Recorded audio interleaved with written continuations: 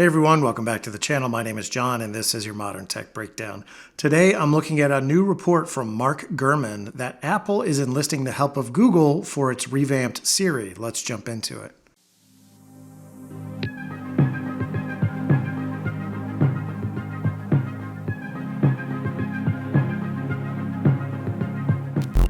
Alright, so I think most folks are aware that Apple has promised over a year ago to revamp Siri to make it more useful and to equip it with user data so that it can respond better and also carry out tasks on your behalf. And this new Siri was supposed to come out in January, but now Apple has moved it back to 2026.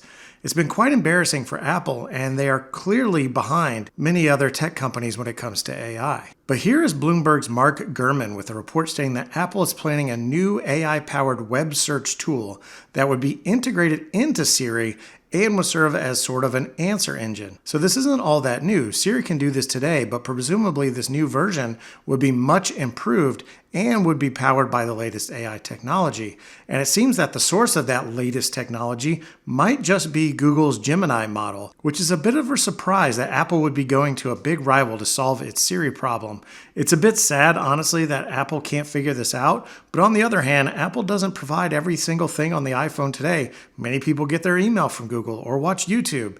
Is an AI-powered answer engine any different from those other experiences? I'm not so sure. Everyone thinks that AI is all that matters in the future, but maybe it doesn't. Maybe this is just another service like any other that you might consume through an iPhone.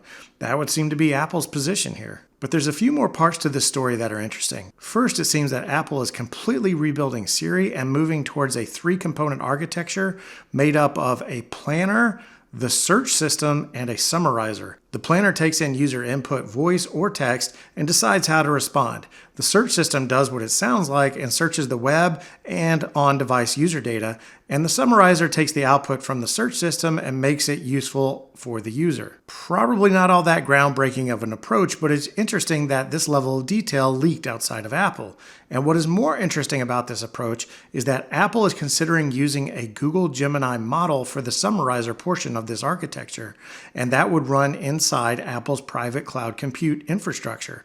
I'm a little surprised that Google okayed giving up a model like that to Apple and allowing them to run it inside Apple's environment. But regardless, it seems that all this is currently in the testing phase between the two companies.